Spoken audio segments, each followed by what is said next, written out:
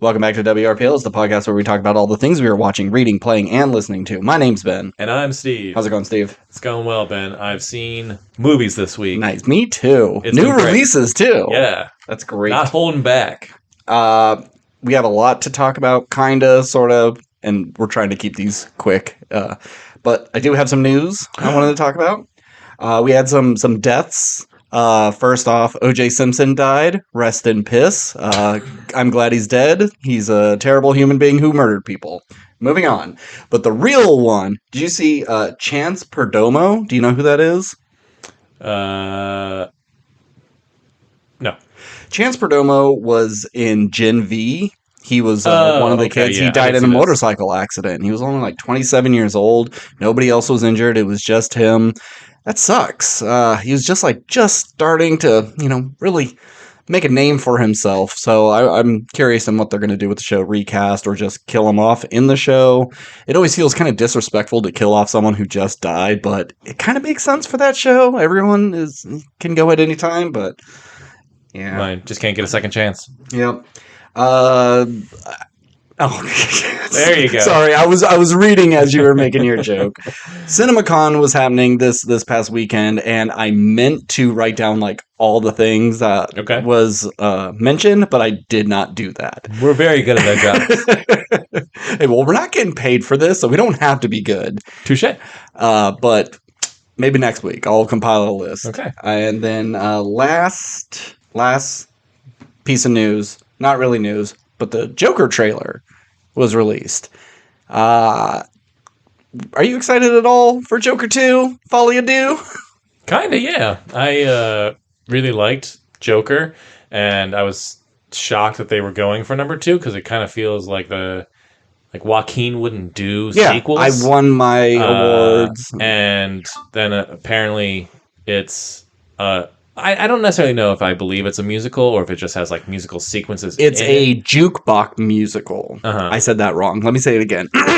It's a jukebox musical where it's all unoriginal songs. They're just going to be doing covers. There may be one or two new songs for it, but I heard something like there's going to be 35 songs, and yeah, they're going to just get anything that has like smile, laugh, or something like that in the word. I'll be interested to see what it is, and to go from this sort of Taxi Driver-esque crime drama sort of origin story of this villain in a new way to teaming up with Harley Quinn and then doing musical stuff in it. So that'll be interesting, and I give him credit for doing something different and ballsy. Yeah, absolutely. But the first one made so much fucking money. But that being said, it looks like it fits in the world of the first one, and I think Lady Gaga's a good choice for Harley Quinn. Sure. And especially if you're going musical. And just that final shot in the trailer is just fucking great. Yeah, it really is. It's a great shot. Yeah. And Todd Phillips does great stuff, and he made a lot of my favorite comedies when I was a kid growing up. So I'm looking forward to it. Cool. I've been holding this die because I didn't want to forget to roll before we got started, but like always, we're not getting into the meat of it yet. Yeah. So I think now that we got that bullshit out of the way, let's roll. 2. Oh, on the edge. And that was on the edge.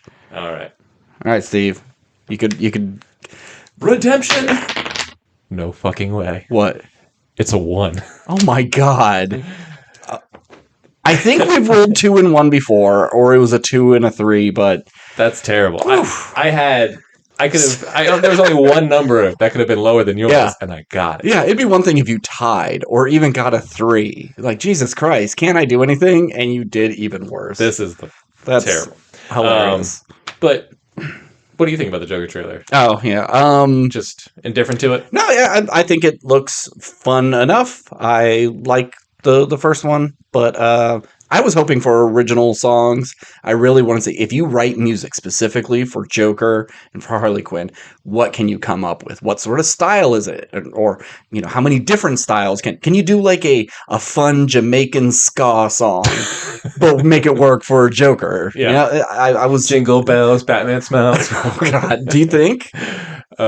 Who knows? They may. All right. Well, in this world, Batman doesn't even exist yet. Oh, that's true. That's right. You would sing that song and they'd go, "Who the fuck is a Batman?"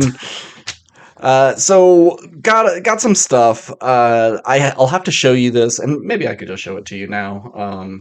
But it's not good for the podcast. But The Walking Dead, Rick and Michonne came to an end. It was only It was only 6 episodes, so it finally came to an end. All in all, it was pretty good. I enjoyed it.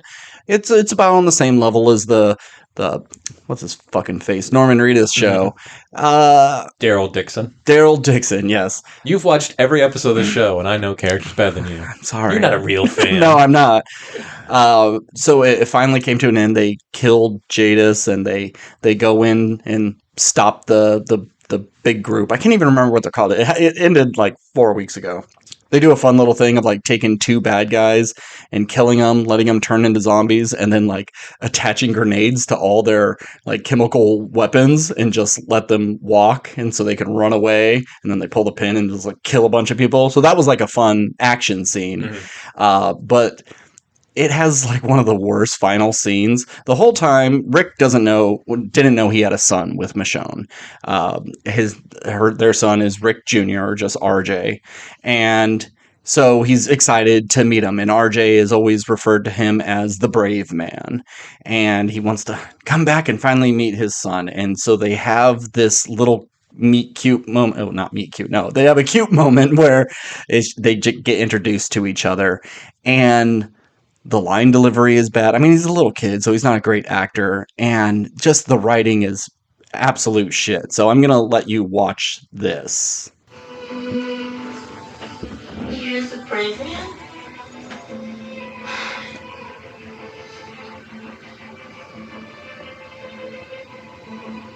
I am. Yes.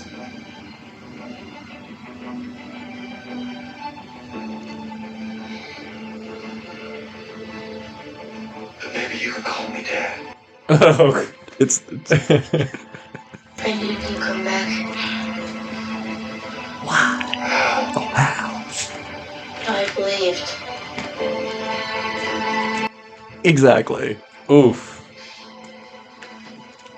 If that was like authentic, why would he say how? Like, oh, I what do you say? I believe. Before that, like, I knew you would come back. Yeah. How? You don't say that to a kid, because the kid doesn't actually know how he's going to come back. He's just a kid, and then to say, I believe, and Rick is like taken aback, like, oh my God, that's so profound. It was the whole episode. I'm like, yeah, this is cool. This is fun. And he got to that and I wanted to puke. It was really bad. If anybody couldn't hear that, or if I edited it out. It would have been better if you just like, I love you, Carl. Cut to black. Yeah, if you couldn't hear any of that, or if I cut it out, just like look up the last episode. It's the last literal minutes of it. It's very embarrassing. There's a lot of I bet if I go to the Walking Dead Reddit, there's going to be a bunch of fans just like, oh, I was crying when he said he believed. Such a moment, yeah. Tears. I'm going to miss this show. So let me do one real quick. Actually, 2 of mine are pretty quick because I can't talk much about it. Knock them out. So I'll do them both. Okay. First Omen, pretty good. I liked it. It feels like a movie from the 70s. It's just kind of by the numbers. You do get to see a weird monster beast thing that's raping people, and you get to see a fuzzy arm coming out of a vagina. It's got some pretty extreme things that happen in it. Gross. But all in all, I didn't love it. I'd say Immaculate is more fun. Okay. But not bad. Everyone's great in it. It's like a really well made movie. Was it like actually scary at times? No. No. There's some okay imagery, but not very scary. And 3 Body Problem. Mm-hmm. It's on Netflix. It's so good. I love it so much. And you can't talk about it without giving spoilers. Mm-hmm. If I give you a description of kind of what the show is about, you don't learn this information until like the end of episode 2 going into episode 3. You really have to just go in blind. And I promise you, it's worth your time. It's only 8 episodes, but it's a sci-fi show that does things that maybe you've never even thought of before. And it's not just, you always see time travel and aliens and like very basic tropes in sci-fi. And even though these things may feel familiar from other movies, they approach it in a really unique way. Last thing I'll say about it, episode 5, just like prepare yourself, and I'm probably overhyping it, whatever. But there is a sequence, this action sequence, it's the scene of the entire show. It is so cool, so scary, disgusting, and horrifying, and just like I sat with my mouth open the entire time because I couldn't believe what I was seeing. It's things you've seen before in other movies. I'll say that. Okay, I think I kind of might have an idea. Done in a way you haven't seen before and to the extreme. Okay. Do you want to take a guess? Is it something alien-esque? No, it's not. Oh, okay. Nope. You mean Alien like... The Xenomorph movies. Okay, no. Nothing like that. Okay, then... No. I'll just say it's the Judgment Day scene, and that's the name of a boat. Oh. So if you get around to it, be prepared. If you end up not watching it, that's fine, but we're going to watch this scene together at some point. If you decide that the show's not for you after a couple episodes, that's fine, but we're going to watch that scene. I doubt I'll be done this week, but I have off the next 2 weeks. I think I'll make the 3 Body Problem kind of my 2-week break show. Okay, yeah. And yeah, Brent, let your... Yeah, I'm sure your wife would like it too. Yeah, I just don't know. Well, I think I showed her the trailer, and she was just like, "Oh." It does. Yeah, trailer doesn't do justice. You really gotta just trust me. I know that's so vague and it tells you nothing about what the show is, but that's how I went in, and it's definitely worth it. Your turn. All right. I watched a little Netflix movie with my wife, just something small and cute. It's called Love at First Sight, starring Haley Lou Richardson and the guy from The Voyeurs. The hot guy. The hot guy. Oh, okay. So it's the hot guy from The Voyeurs and the girl from White Lotus season 2 who was teamed up with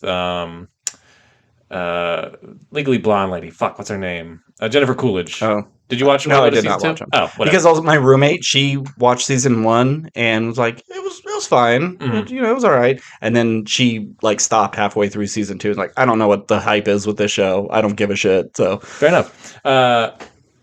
You've probably seen it in other stuff. I just don't know what it was. Anyway, it's a romantic comedy about 2 young 20-somethings who meet on a plane on the way to London and fall in love on this plane, and then will they like run into each other, and will they, decide to be together by the end of the movie? okay. And it's cute, and it's it does something different in terms of like there's a narrator kind of like guardian angel character played by Jamila Jamil from The Good Place, who kind of is like the narrator and just like these 2 people are about to meet and they're gonna fall in love on the next 8 hours of this flight, and like he's a big math dork, so she like uses a number. It's like, oh, they're gonna like kiss 60,200 times or whatever, and they're gonna make love 5,300 whatever. Like it's just kind of like playing the numbers, but she'll also play a bunch of characters throughout the movie. It's like she'll check into a hotel and she'll be the hotel manager, or she'll run into a girl on the street and it's like, oh, I saw him go that way. She's like kind of this Greek. But they don't point it out or anything like, hey, weren't you the concierge at that hotel? They do it the first time, kind of like, didn't I see you on the boat or whatever? And then it's like, never mind. And then just the rest of the movie, it's like they don't even acknowledge it. Okay. But the big twist in the movie is like, she's going to her dad's second marriage wedding, the wedding of her dad's second marriage. And he's like, oh yeah. And she assumes he's going to a wedding too because he has a suit. But it's actually a funeral for his mom. But his mom is still alive because she has like stage 4 cancer or whatever. And she's just like, I want to be here for all the nice things people say about me. And so it's like this weird, and his parents are like real theater people, and so it's just like all these people in like Shakespearean garb, like giving her eulogies and stuff, and it's like kind of sweet. But what drove me crazy about this movie, it's called Love at First Sight.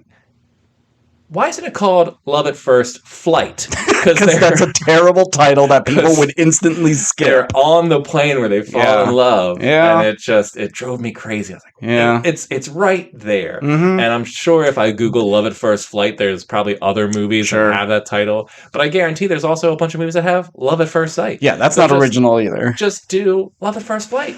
I bet it was pitched and they just went, it's stupid sounding, Steve. Stop it. Yeah.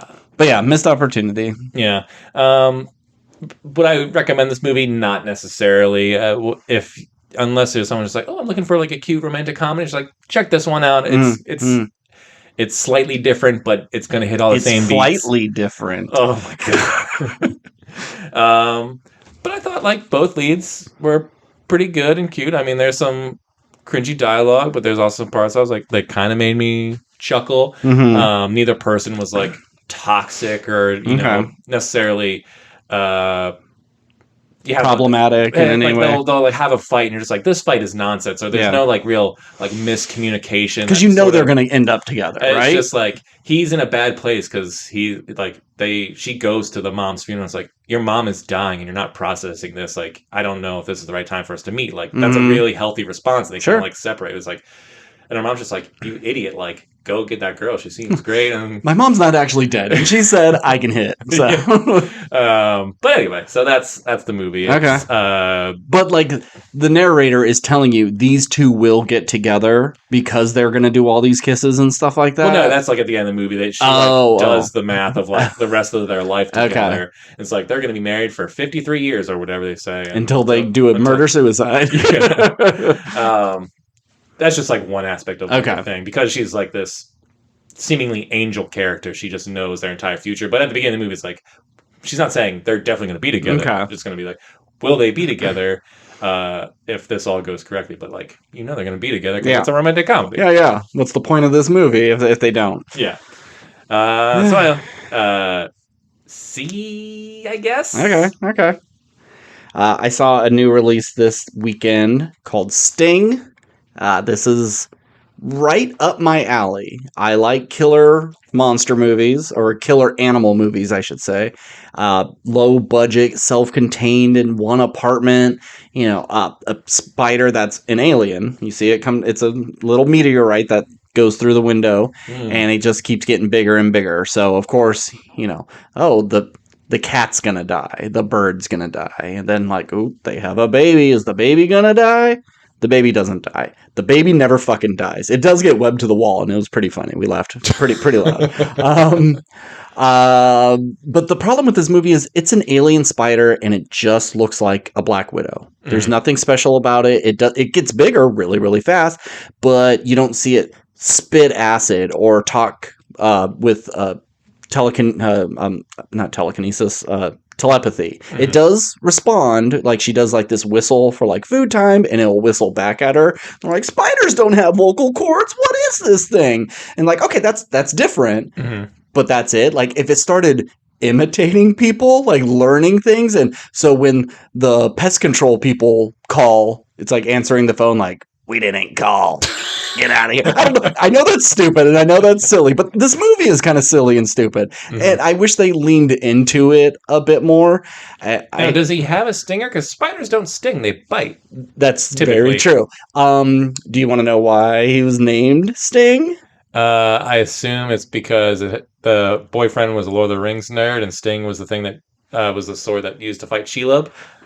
Yes. It's a little girl who finds the spider, though, and she's like, I'm going to name you, and looks at her bookshelf, sees Lord of the Rings, Sting. So it's simple like that. Okay. It's not like she was watching that scene at the time. Because you look at Lord of the Rings, I wouldn't say Sting is the first 30 names I would come up with, But it makes sense. Let me crack my knuckles. Right. But it's like, that book has a spider in it. I'll name all of them. You would name it Shelob. Yeah. And it's like... And then at the end... Ungoliant. Is that the mom? The mom? Yeah. Okay. Well, it's the great spider that drank the light from one of the trees of Valinor and became, this pig that gave birth to the spiders. And Sheila's mom who devoured herself in her own webs of darkness. Anyway, go ahead.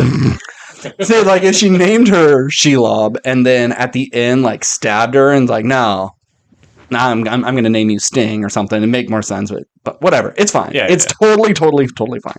I think all the characters are pretty good and they're well fleshed out. There's like an old lady in it who is losing her memory. It's the grandmother of the little girl.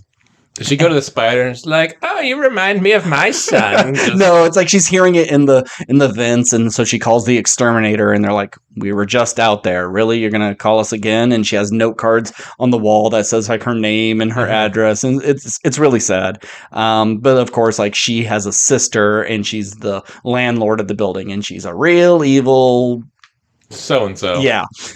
Thank you, Steve. You saved me. I was gonna go real blue on that. And so, of course, she's dead. Right. Yeah, of course. But now, yeah, is this thing just killing indiscriminately, or is it feeding?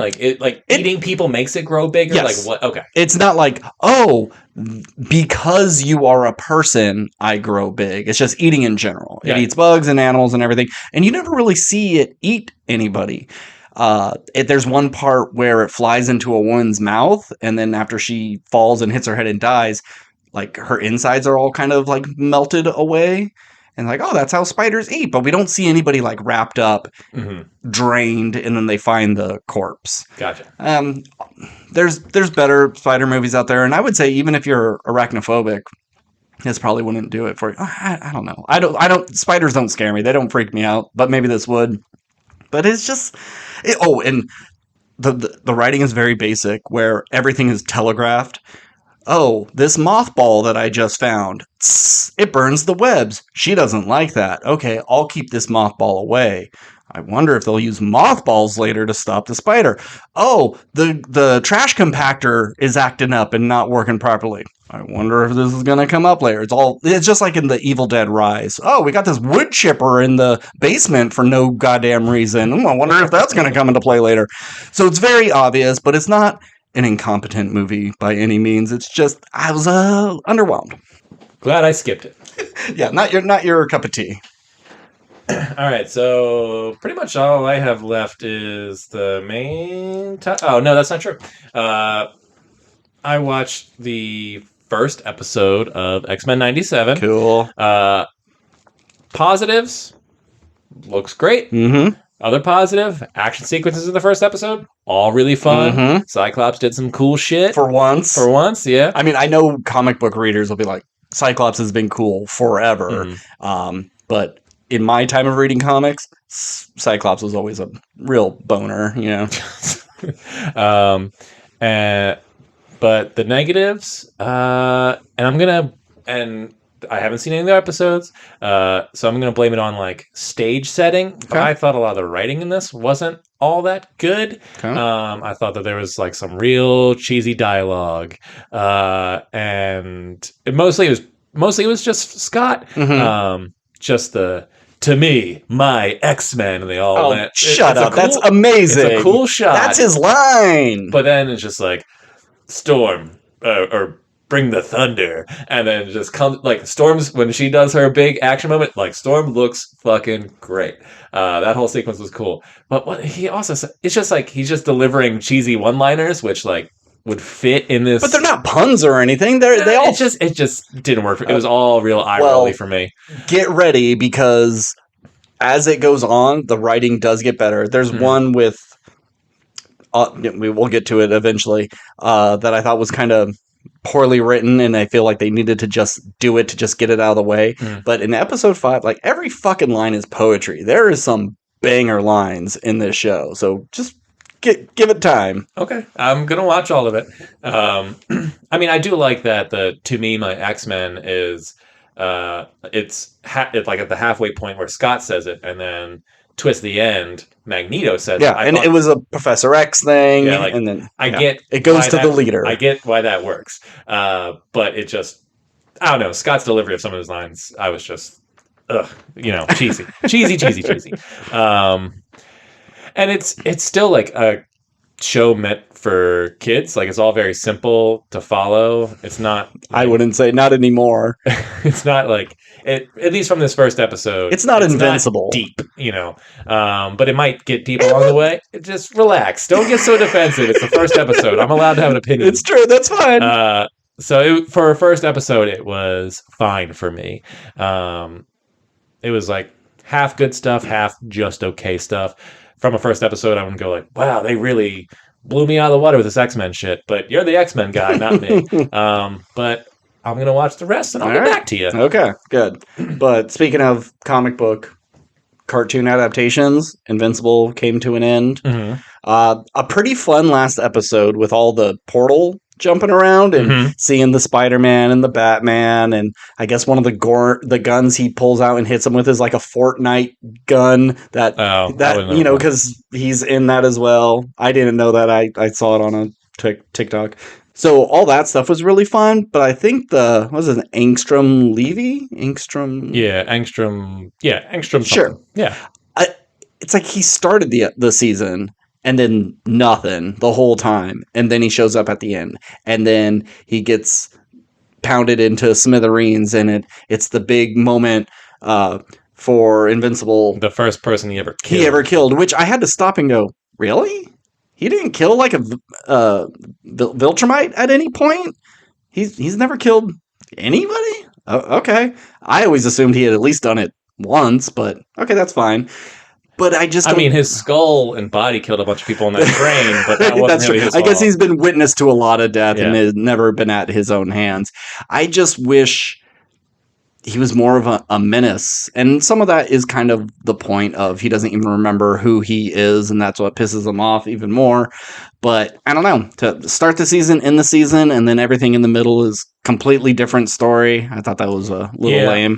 I wasn't necessarily in love with the season, especially after watching the Adam Eve special. I was just like, God damn, that was so fucking good. Yeah.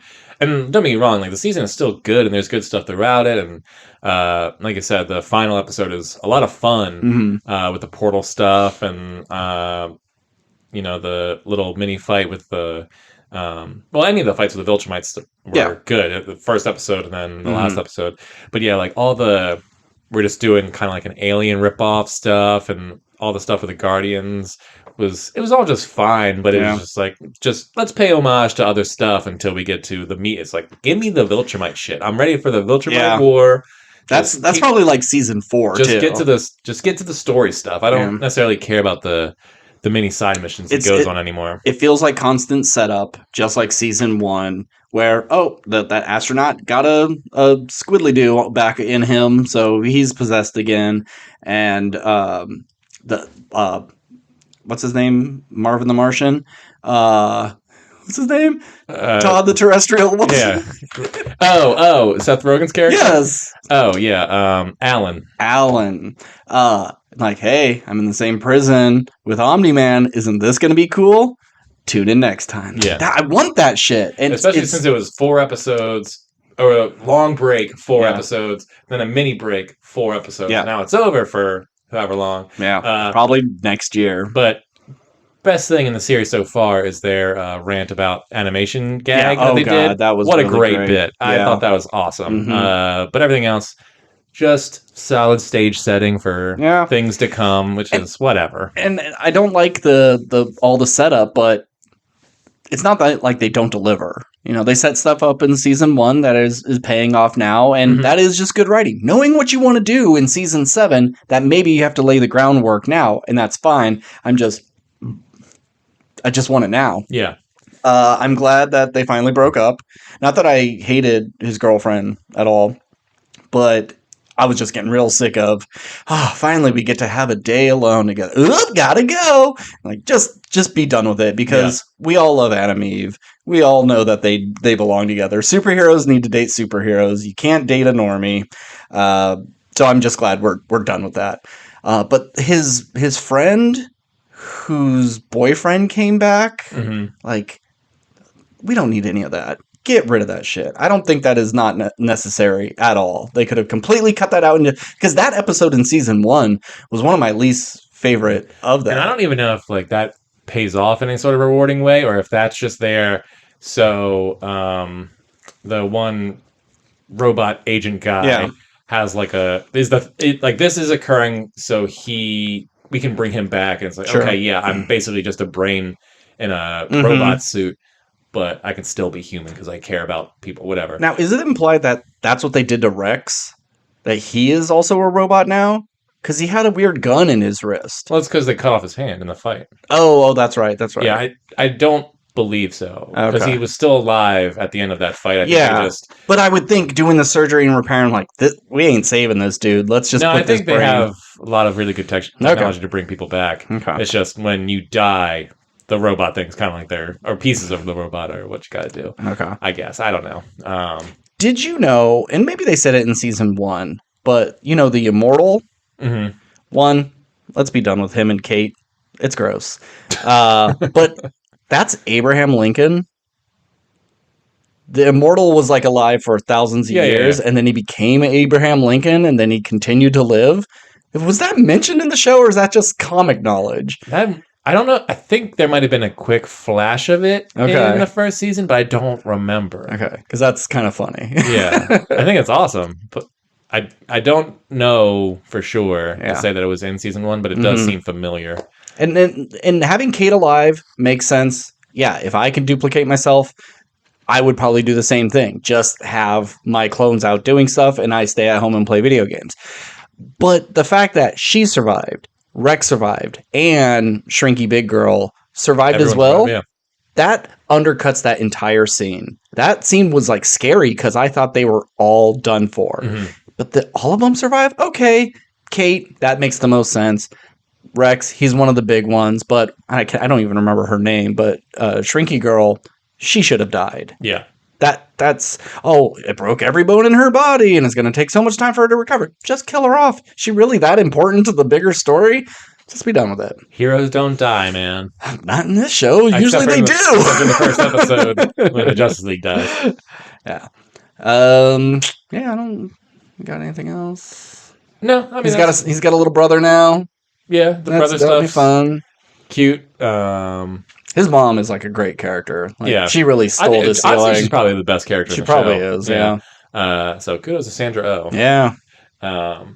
For being the human character that is her and Cecil. Well, not together, but I just say Cecil is also a really fun character, even though you don't really know much about him. But I just like that he does genuinely seem to care about all these people, but also will throw them under the bus if it means protecting the planet. Yeah, it's just I don't give a fuck about you in the grand scheme of things, but I do want you guys to be happy. Yep. Just don't fuck up. Yeah. So he's a good character. All right, I got one more thing, and then we could get to our 2 main topics. Let's do it. Okay, I saw Arcadian today. Woo! Okay, so looking up the definition of Arcadian, because the movie does not answer it. It is relating to or constituting an ideal rule paradise. Okay, maybe, I guess. The movie starts with Nicolas Cage finding 2 babies in a war-torn city. We don't know what's going on, but he finds 2 babies, and he decides to raise them. 15 years go by, he's raising them, and one's doesn't follow the rules. You got to get back into the house before nighttime, and he's cutting it a little close because he's off to see a girl at the neighboring farm, and then one of them wants to do right, is the smart one, likes to invent things, is curious. So for those who this is like a apocalypse scenario. Yeah, there's monsters outside. There's monsters of some kind. They have to lock up every single night, and the monsters only come out at night. They only come out at night. The sun hurts them. Okay. We don't know. They do not tell you how they got here. It's a little implied that maybe they came from the ground because there's this huge chasm in the forest that they go into at one point, but it's not said. And there is a neighboring farm, and they trade, and there's a cute girl there, and so he keeps flirting. But then he gets hurt. Nicolas Cage goes and looks after him. The sun goes down, these monsters are attacking him, and they have to kind of set off an explosion to send him away, and he gets fucked up himself. They drag their dad to the farm, say, "Hey, can you help us, please?" They say, "We can't help. We can't give up any of our medicine, so fuck off. But we'll keep the one kid who likes our daughter. He can stay." And so the smart one's like, "Well, fuck you then," and takes dad back home. And then the aliens start attacking, and all the girl's family dies, and they all have to band together and kill these monsters and ride into the sunset. And that's pretty much basically the whole movie. It's very, very simplistic. So you do get to see the monster? You do. And do you like the design? Is it interesting? I do. It's so weird. Okay, picture this. Okay. I think they're called Irish wolfhounds. Like, they're kind of long and skinny with long hair. Okay. Picture that, but they're like marionettes, and their arms, legs, and necks are like 3 times as long as it normally should be. Okay. And they're really like woogly googly when they're moving around. Okay. And their heads are kind of lizardy. Mm-hmm. And they have, you know, when Beetlejuice, when he stretches his mouth open, they could open their mouths up really, really wide like that. Gross. And do you know the bird? It's called like a hornbill shoebird, horseshoe bill. The shoebill, the ones that with their, or maybe I got the wrong bird. But have you seen those birds that have the beak and they go and it sounds like gunfire? I don't think so. Oh god, it's a scary fucking bird. It's like there's a video online. It's like walking into a hotel or something, and it's just going brrrah, brrrah, brrrah, with its beak. It's very scary. Well, these aliens do that, but it looks like you have a Muppet going, and they do it really fast. It doesn't. Do they throw cookies in his mouth like Green Monster? It's very much like, getting everywhere. It's so silly but frightening because they just come at you going, brrrah, brrrah, and they just kind of slash you up. There is one scene where the smart kid wants to trap one of them, and so he lets like their peephole not get locked. So an arm goes through, and then it unfolds, and it's like twice as long.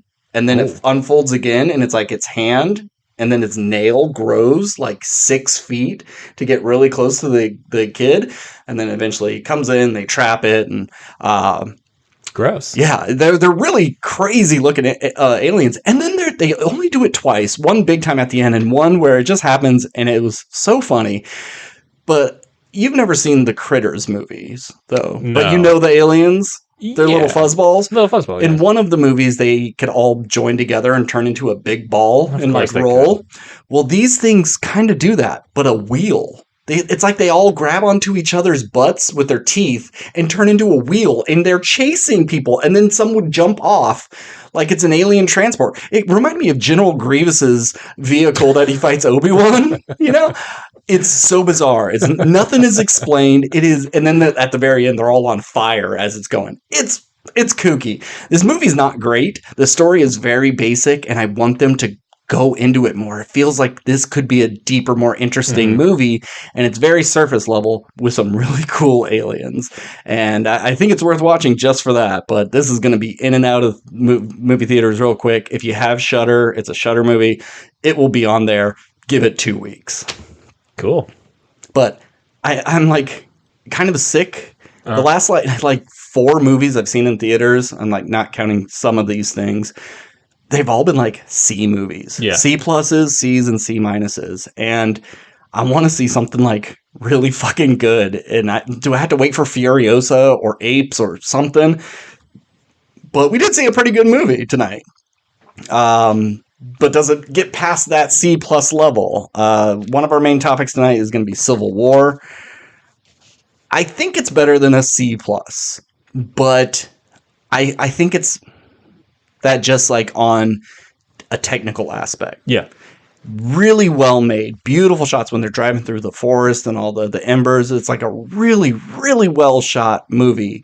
But as I was saying to you, it feels like a bigger story, and they cut out all the politics, they cut out all the military stuff, and just said, leave all the photojournalists and press stuff, and this will be our movie. Because you don't get any answers. You could piece things together, but you really don't know truly what happened to cause this civil war. We just know bad president does a bunch of bad stuff. Right. Yeah, it's a pretty fascinating movie in the sense that, like you said, so obviously, for those who don't know, the premise is Texas and California have banded together and seceded from the rest of the United States, and now these two states basically are trying to take down the government. And but the thing is, like you said, it's very vague. You don't get any answers. There's no mention of Republicans or Democrats no. or fascism and communism or any of that stuff. It's just one side wants to take down the president, and the other side wants to keep America, I guess. Yeah. And the story just really follows these group of people who work for the press. Young and old, up and comers, seasoned veterans. You have the old man character who's been through it all and who just is kind of, it's like one last ride sort of scenario. You have the thrill seeker, like cool guy who's like flirting with all the women throughout the movie. You have Kirsten Dunst, who's like this world famous photographer. And she's obviously the lead of this movie, but she seems kind of like this is like the story that's going to change things. It's like their mission is to get to the president because no one's talked to the president in 14 months, and it's like we're going to interview him. But she's getting like disillusioned with it all because every time she's done this, she comes back thinking we'll change, and we never do, and she's realizing that more and more with this whole situation. And then our last character is this young, scrappy kid, not really a kid. She's 23, I think they say. She looks 14. She looks 14. Who's just starting her photography career for the press, and is just like, I want to be just like you, Kirsten Dunst. And she's like, you come with us. You're probably gonna fucking die. And she's like, I don't care. And then they go on this road trip, and hilarity ensues. Yeah, it's very funny. But yeah, this movie is a bummer. Yeah, because there's not like moments of comedy because it's all very serious. I think as the group together, like they're good together. Yeah. I think that there's like some nice moments, but they're not like necessarily cracking jokes the whole time or like telling funny war stories or just like, yeah, I saw this guy get burned alive, but boy, like it made me hungry or something like that. You know? It really reminded me of Korean barbecue. Yeah. Oh, the weird things that war can do to you. This movie takes itself very seriously.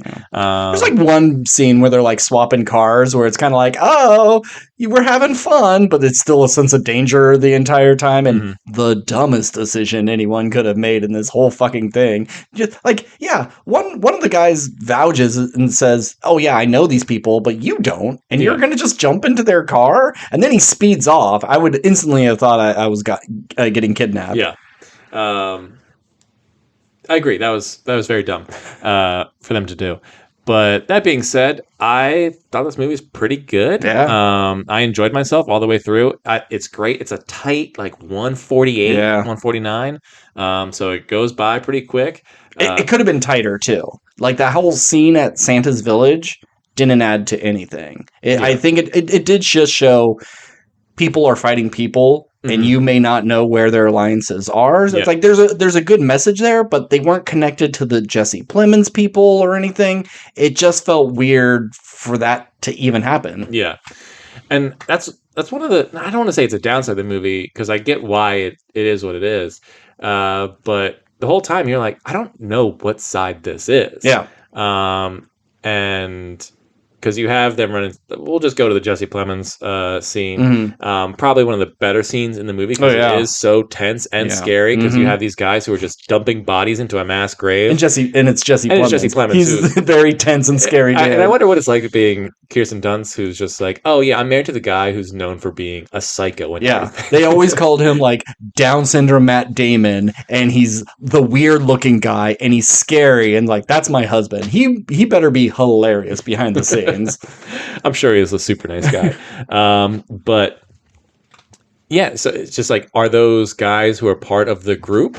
Are they on the Western Front side? Are they on the United States government side? Or are they just dudes who threw in some camo, bought some M4s, and are just like mowing down? Now this is our opportunity. Because he wasn't just like, what side do you fight for? He's like, well, what kind of American are you? Yeah. And if you're not from a state, one guy's like, oh, I'm from Hong Kong. Well, I shoot you. Yeah. I just shot you. Yeah, so it's just it's scary to think about. Like, there's lots of points in this movie where it's just like, this would be fucking so scary if this was actually happening in America. Because war in America would never ever ever happen from a foreign country. Our land is just too big. You can't take America. You can try to take our coast, but some are more heavily populated areas. It's just not going to happen. You're not going to storm the beaches in Virginia or something. So the only way war truly would happen is if we do it to ourselves, because then that instantly... Or the nukes come from wherever. Sure, yeah. If we're just out to oblivion, you know. If we're not counting nukes, you know, yeah. Because you could just be someone who lives in Nebraska, and you're like, yeah, of course the president's right. And your neighbor is like, no, the president's wrong. And that's everywhere. And guns are so easily available that this is you want to destroy America, you turn us on each other. And Russia knows what they're doing. You know, they're not dumb. Use those Facebook memes and really get those old people riled up. Yeah, I think it's smart to not kind of throw in all these politics, because it'll feel like the movie's picking a side, or has, you know, or people will just be so frustrated by this movie that it's just like, oh, it's saying this and I don't like that. This movie's woke, or it's you know, it's pro Trump or whatever. It's anti-Trump and yeah. So it's not. It really does a great job of like not doing any of that shit. It's just going like, if this happens, this is how it's kind of look like, and it's fucked up. Yeah. And I'm really shocked that I haven't seen any articles, because like every movie that comes out, whether it's good, bad, or like not controversial at all, usually comes with some controversy, because it's good for clicks and all that stuff, and get people riled up, and that makes people click more. And it's just like, oh, can you believe this person said this about this? But really, it's not. It's all part of the propaganda machine. And also, if people are talking about your movies, people go see it whether they hate watching or not. But so you get to the end of this movie. We're at the big spoiler part. They invade. The Western Front has invaded DC, and it's pretty impressive, like action sequence. Like, Alex Garland can do a war movie. I'd love to see it, because what I love about this movie is so small scale. Like there's a war in America, but you're only seeing like little pockets of action. It's not big battles. There's a big battle at the end of the movie, and it's fucking great. But then they storm the White House. They get in the White House. They find the president in the White House. And they just shoot the fucking president in the White House. And with orders, too, saying, don't capture him. Don't take him alive. Kill this fucker. And and the movie goes white, and then that's all about like taking photos. And it develops into this photo of a bunch of people smiling over the dead body of the president. And it's like, how are people not fucking freaking out about this? And it's portrayed as like a good thing, but then if you go back when we had like Guantanamo, and you know, you had like the woman giving thumbs up and finger guns to the prisoners, it has that same energy. And in this, we're supposed to be like, yeah, they did a good thing, and you know, we've done that shit before. And so as that last kind of shot takes place, I'm thinking like, all right, so if I'm on one side, I'm thinking like, is this movie saying like, go fucking kill Sleepy Joe Biden or whatever? And then another part of me is just like, is this going like, no, guys, kill, if someone like Trump gets in office again, go do that, because that's a bad thing. Like, it really, like, I don't know. I don't think it has a message one way or another. I don't agree. I don't think the movie has a message. But it has a message. I don't think that's the message. Yeah. No, I agree. I'm just saying, like, I can see people watching this going like, you know, oh yeah, they went and got the president. I hate our current president, or I hate the last president. I wish I could have been the soldier that burst through the door. And it could be either side. And it could be either side. And it's just, it's fucked up. This movie's fucked up. It really is. And America is a scary place. I'm so happy I live here. Yeah. We only got a few more months left until who knows. Yeah. I'm shocked that this movie is not like a bigger deal, or like talking about it. I think it's because once people see it, they go, oh, it's not the leftist agenda, or, oh, it's not a right-wing propaganda film. It is just playing to no one in particular. Yeah. But I had a good time. It was scary and effective and does everything right. The characters I liked, but I think the only thing that holds it back is because it is like so unclear about so many things. You kind of like don't really have a story. It's just characters go from point A to point B, and then events happen. And they're all interesting, but there's no more meat to them. Yeah, it's very vague, and we crave answers, and we want it. We want to know the build up to this, but that's not what they're telling, and you have to accept it for what it is. Yeah. So I would say I'm giving it a B minus. If I got more answers, like I really wanted that interview at the end. I didn't know how they were going to get it. I do like the final line, though. Yes. Yeah, I thought that was great. Yeah, but I wanted to kind of hear this president kind of justify all of these actions, but knowing that that's not what this movie's about, we probably weren't going to get it. If I was able to get some of that, I'd probably bump it up more just because I like clarification, being a big dumb idiot. But I probably would never watch this movie again. Like, I love Annihilation. I've only seen it the one time, though. I love Ex Machina. Seen it probably twice. I don't think I'm going to need to see this one. Yeah.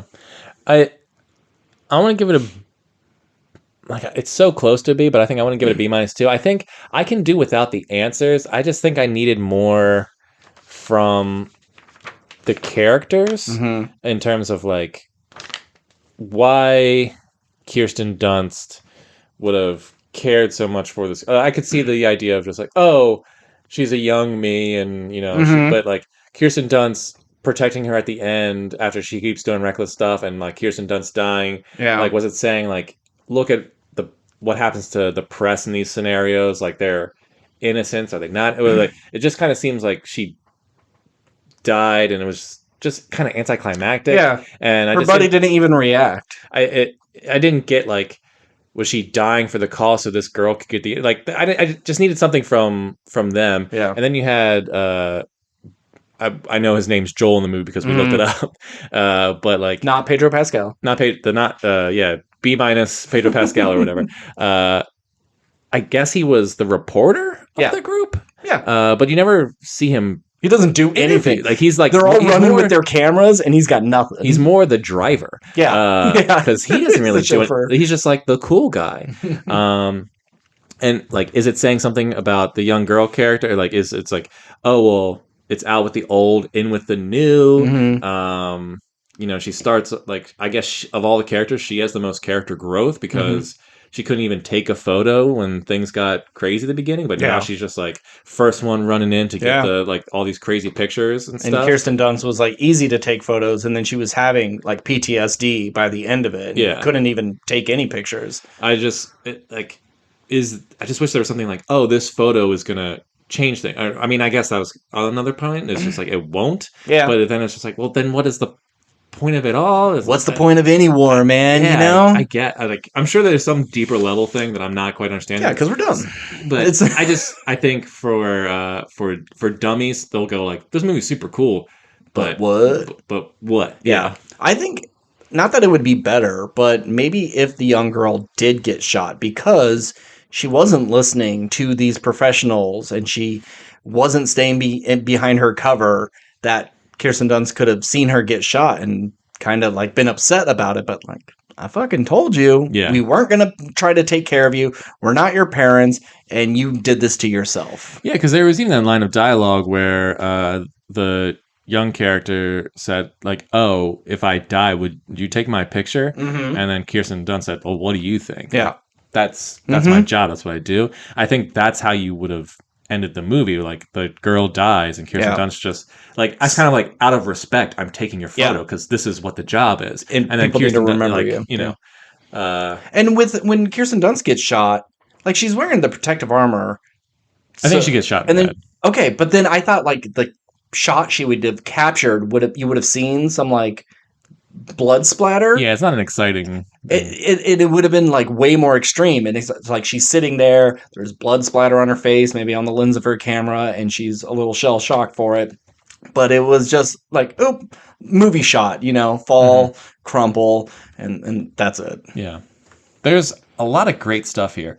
It's just there's no meat to it, but it's still a nice juicy piece of food. I think it's something other people can dissect very well and be like, wow, there's a lot to say about this, but that's not our wheelhouse. Yeah. The last thing I want to say about this movie, we talked slightly about it after we watched it. And you said this feels like a mini series and there's more to explore here and they just focus on the press. I didn't think that when I was watching, because I know we usually go to miniseries or TV Yeah. shows. I think this is a video game that needs to be I was expanded getting on. Last of Us feel. Because it's very Last of Us. Yeah. But that's any apocalyptic sort of, or... But I think that there's, like, in the game I'm imagining, it's, you're a soldier who's on one side or the other. And you're, like, as you're playing the game, you're uncovering, like, why things are the way they are. Sure. And, like, you're meeting characters who think this way, and they're going back and forth between sides. Or maybe you meet a spy. And then you get teamed up with, like, this reporter or whatever, and then she's doing like the stealth missions, kind of like Mary Jane stuff in the Spider-Man games. But like you're taking photos in the game, and like those will pop up later in the game, or something will like pop up in the newspaper that spins on the screen. After your mission's over, like maybe if you don't get a shot or reveal someone, then that like locks certain story paths for you. Yeah. I just think that we've had games where it's zombie apocalypse and whatever, but we haven't, I don't think, seen a game like that. Like there's some stuff. There's got to be a Call of Duty, right? There's like Call of Duty that does some of this stuff, but I think like Call of Duty's never cared too much about like long form storytelling. Yeah. Although they have story modes, but some of them are actually like pretty decent. But aren't most of them like, shut up, you get your one player mode, stop complaining. This is a multiplayer game, that's what it's there for, but here's your first... It's mostly just multiplayer shit now. But I think I'd be interested to see like a Last of Us style game in this world that like delves into all the aspects of it, and you're reading the newspapers and getting like, so many other games, and you're just getting little pieces, just like how this country became this way. And you can go into more detail of, and talk about these things in more depth. And I think that'd be a really cool, exciting, fun game to play while also like still get your shooting stuff. Still getting your shooting stuff. Yeah. That's especially that Santa Village scene of like take out the sniper. That's such a video game thing. Being, on your knees with the bad guy with a gun to your head, killing your friends. Definitely like one of the main cutscenes of that game. That would be a dialogue thing. Like you got to pick the right thing to say. And if you say the wrong thing, boom, another person in your party gets shot, and then you got to find the right thing, and then you overtake them. Yeah. Those two Asian guys, they join your party like halfway through the game. That's your what were their characters' names in Last of Us?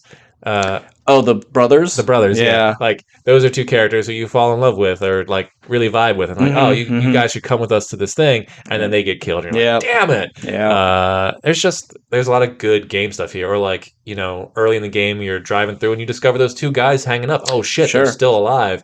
Do you try and save them? Or do you just, like, let it go because it's not your problem? And that's something that's, like, nah, kid, like, we don't do this. Like, this isn't the job. Like, we don't interfere, we report. Like, that's an interesting concept in itself. You interfere, you get information about a stash where you get extra ammo from some place's house, but you have to fight a bunch of those dudes if you do release them, or you don't, you save your ammo, you keep moving on without any sort of conflict, but then you lose all that information. And I think you have and I know we're just pitching a game for no reason, but like maybe you start on, if the WF is the good guys in this movie, let's say, you start off on the president's side, and your group gets attacked. You get captured by the WF. They're telling you it's like, no, defect to our side. Or maybe you're just teamed up with this press reporter, and the press person is kind of like, look, man, like I've been like researching both sides, and like here's some stuff that maybe you don't think about. And it's like, no, I care about America, and it's crazy that these two states are seceding. And it's like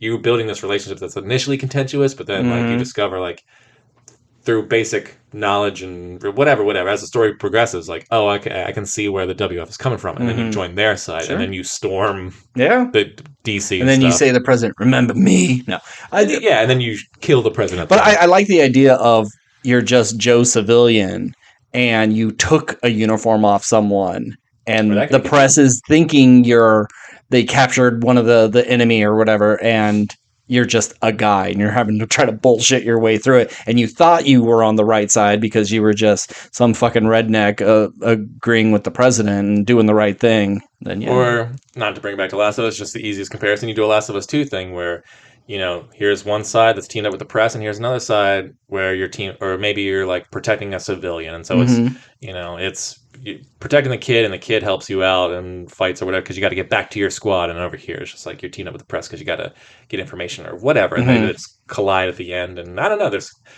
potential there. This world has potential. I just think that's what I could see from this more than we always want a miniseries or TV show. That's great, but I'm pitching a game for this one. Cool. No TV series.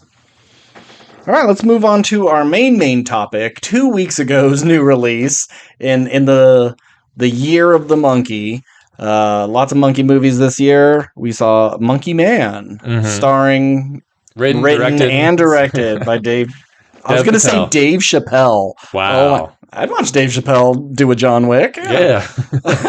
He's pretty bulky now. Yeah. He could do it. He'd be like beating up trans people and be like, laugh at my jokes. He's been killing people with jokes for a long time. Yeah. Dev Patel. And it's not really a John Wick movie. Normally, John Wick, he's got like... It's been marketed as Indian John Wick. And I get why you would say that. It's a one-man non-stoppable army, but he doesn't have the resources behind him, the whole world building of assassins. He has to kind of slowly work his way up to get his justice. So he gets a dog, he doesn't lose a dog, so he's a reverse John Wick. Yeah. What'd you think? I enjoy this movie quite a bit, but I think it is long. Riddled with problems. I don't want to say riddled, but it's got quite a few that I want to talk about.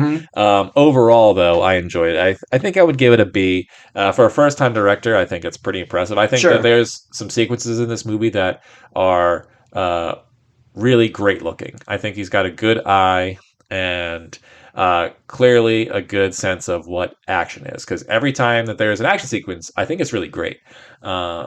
It's everything else that I think kind of fails.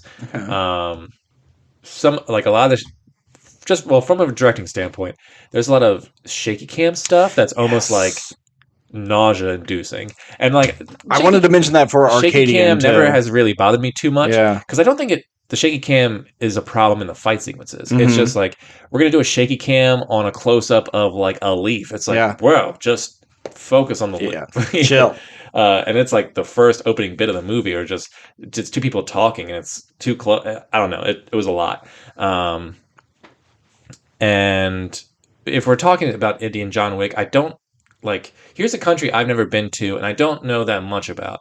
And I apologize to the Indian community, but pretty much all I know is Slumdog Millionaire and this, both starring Dev Patel. That's kind of the majority of America's knowledge of this country in terms of movies that we've seen. Sure.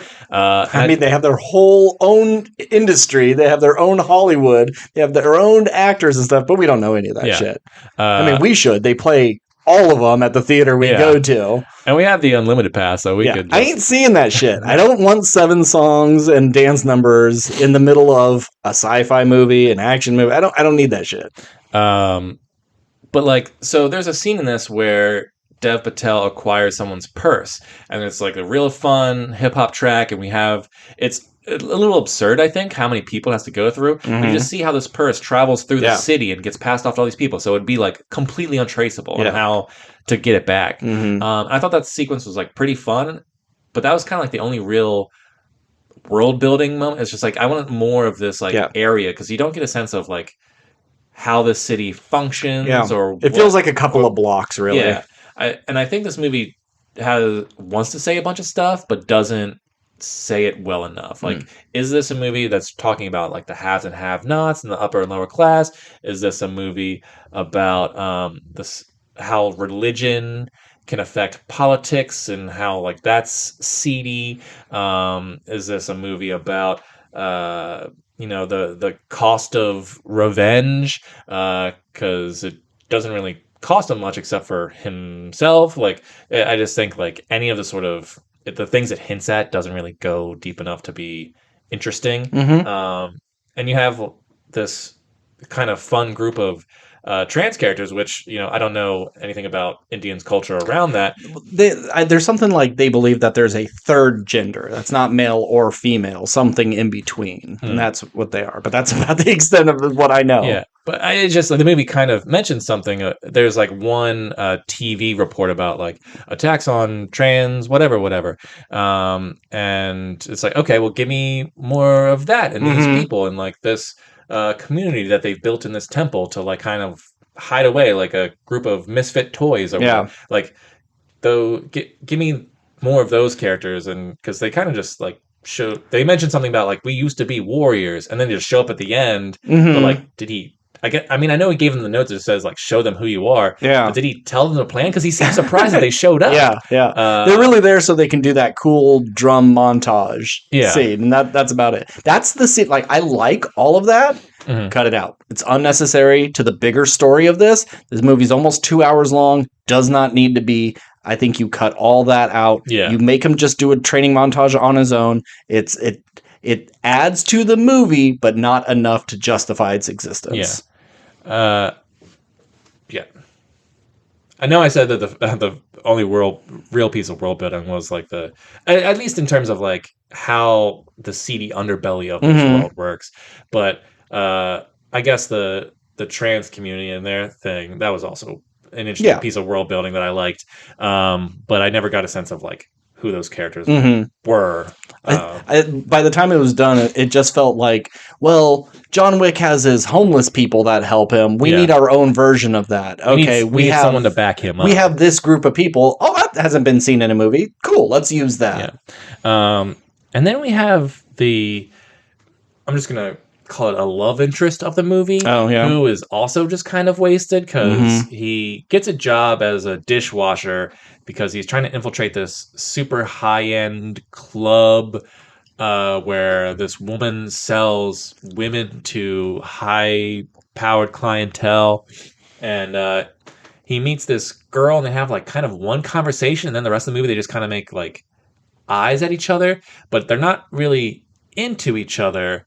And she just kind of shows up at the end and like kills a guy to help him, but it's like, why does she even give a fuck? Because they don't really interact all that much. She's underneath the thumb of her pimp, and he's going through and taking them all out. She's grateful for it.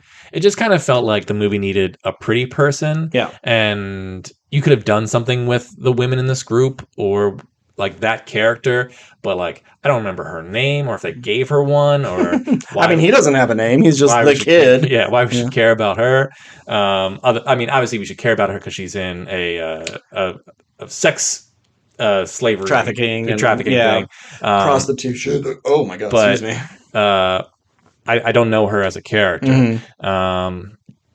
We have the kind of best friend character who is like, he's not really a best friend, he's just using him to infiltrate the place, but he also like doesn't seem like that bad of a dude compared to everybody else. Sure, yeah. He's just kind of like a douchey drug dealer who just like, hey buddy, I'm just here to have a good time. You need someone to crack the wise, Yeah, he's kind of like the comic relief character in a movie that doesn't really have jokes. And that guy gets fucked over too because he just gets labeled a terrorist, but we never see what happens to that character. Like we have Dev Patel kill all the bad guys, which is great, but he's still on television as a terrorist with his buddy. Like they can't go back to the normal life. Yeah. So what happens with that guy? That being said, I had a good time. Okay. That was a pretty long-winded explanation for, did you like this movie, Steve? But no, I'm glad you said all that because it's been a while since I watched it, and I left the movie... I don't care about this movie. Yeah. I gave it a solid C. It's perfectly fine. There's nothing really that bad about it, but there's nothing that I will remember from this movie, except for maybe that he trained the dog and put the gun on the dog. I thought, wow, that was really clever. And I wanted more of that. I wanted to see him working his way up through this organization. And he does a little bit of that, but I think it would have been a tighter, smarter, more interesting movie to just, he's a one-man army, he's doing this all on his own. Like, he gives bleach to a guy to snort, thinking it's cocaine, so he can get him alone in the bathroom to shoot him, and then when the gun does go off, everybody in the club can hear him, and that's his big plan, is just lure him away to shoot him, and it still alerts everybody, just shoot him right there in the club. It needs to be more clever than that. He snorts the thing, and he has a brain hemorrhage because of it, dies in the bathroom. Now his hands are clean. He doesn't have to do anything. And he's doing... Okay, did you see Thomas Jane's Punisher? The first one? Yes, with John Travolta. It's not the first one. Technically, it's the second one. Dolph Lundgren was the first Punisher. So it's been a long since I've seen that movie, but I remember that movie. That movie fucking rocked. And he like makes it seem like John Travolta's gay best friend, who he doesn't know is gay, is sleeping with his wife, and he's not. And he's just totally fucking with the whole organization, so it crumbles from the inside. And that's what I wanted. And, you know, that's on me for expecting that. But I think that would have been a more interesting movie. Yeah. That's another thing about this movie. Like, the villains, I don't think are all that interesting. Because the whole movie, you get kind of hints of, like, what happened. Like, obviously, his mom was killed by bad guys. But you're not quite sure to the extent of like what it was. You know, they were coming for the land, and you saw like houses on fire. But it's not until like real late in the movie you see what happens to his mom. But the police commissioner was just like shitty police commissioner, but he who was just, I guess, corrupt, which is fine. Okay, the real villain is this religious political figure who I don't remember. Was he run? I think he wasn't even running for mayor. He was just the guy backing the person running for president or mayor or whatever it is of this city. And part of me after watching this movie was like, if I knew more about India in general, would I have a better understanding of this movie? Maybe, yeah. But yeah, just the villains weren't all that interesting because I didn't care about like their mission, because I didn't quite understand what their mission was. It just to acquire power to gain more money? When the guy ordered that you start killing the people, and when the Dev Patel's character was young, like, yeah, it was to get their land, but was that for like a development deal or something? That like was this the place that like built the club at? And it clearly definitely wasn't. It was just, or was it just the point like, oh, it's just senseless violence in this country, and that's the bad part that we're trying to get at. But yeah, and then when you have Dev Patel's character, who you don't get any backstory after his mom is set on fire, which is a good reason to kill the bad guys. Yeah. But like you never see his apartment or where he lives.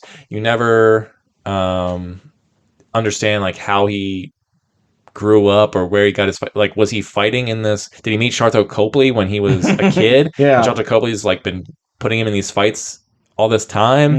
Because at the beginning of this movie, he wasn't really a good fighter. And then his training montage was he was trained to fight and get back in shape by bongos, which I do like that scene overall. Good scene. But then he becomes fucking John Wick at the end and just can take on all these dudes when he was losing fights in the boxing ring early in the movie.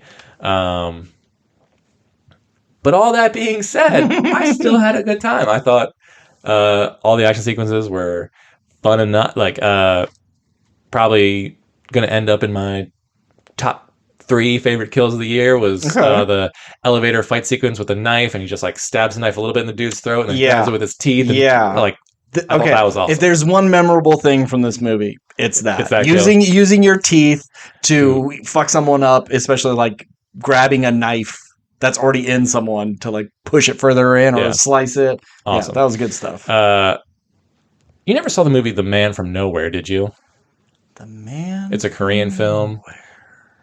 I'm going to say no. Oh, it's awesome. At least I think it's awesome. It's been a while since I've seen it. But there's a real great final fight sequence where he takes a knife and he's just like slicing dudes. Like he's grabbing a dude on the ground and grabs his leg and he's pulling him back. And like he's reversing and he's just like slicing this guy's leg up because all of his buddies are like coming at him. And so there's a lot of that. I think he had seen The Man from Nowhere and was doing like, I'm going to do that kind of version in this final fight sequence. I also think for a movie called Monkey Man, I wish he was in his monkey mask a little more often, especially when he bleached it and threw it on. He really only had it to walk up so they couldn't recognize him. And then once I understand because like it'd be harder to fight properly in that.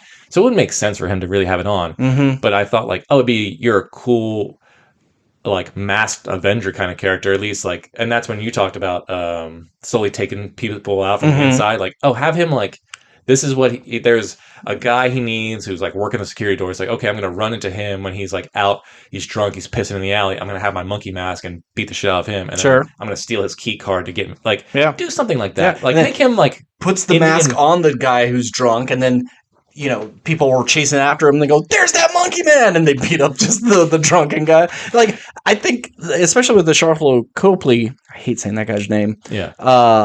I wish they were friends and he was helping him do a thing. Like, look, this is the only way I'm going to be able to get you even close to some of these guys. You have to do my fights, but that will give you access to VIP booths and the people that come. And he just feels like a wasted character. Yeah. And go ahead. Go ahead. I was gonna say, or if you're doing the Monkey Man thing, do like a V for Vendetta thing where like you show up to the club with the trans warriors and they all have monkey masks on too, or like other people, or like you get the trans group and you get all the fighters from because maybe they realize that he was the beast. They burned down. The club burned down the fighting ring, and Trotacopi's like, "All right, boys, let's go get him." Yeah, and then like so all of those guys, they're wearing monkey masks. So that's like the idea is we are the people who are oppressed. We all are Monkey Man. We all are. Yeah. Any of us could be Batman. I'm Spartacus. Yeah. You do the Spartacus thing, and then they all rush in. Then you have this big brawl throughout the entire place, and that's very John Wick. John Wick 4 in the Tokyo thing. Yeah. That being said, I had a good time with this movie, and I think that it does I think Dev Patel can do anything. I think he's great. I think I'd like to see him direct more stuff. I just want more focus on characters and more focus on story. But everything else, you got it down, kid. Great job. Civil War is definitely a better film, but I think I enjoyed myself more in Monkey Man. So B- for Civil War, B for Monkey Man. Okay. Well, what's next week? Do you know? There's 3 movies that I know that are coming out next week. Give me the 3. First one is the one I'm most excited for, Abigail, Vampire Ballerina. Looks like a fun time. Hey, it's got what's his name? The monkey dentist from Kong Godzilla. Dan Stevens. I love Dan Stevens. He's got 2 first names.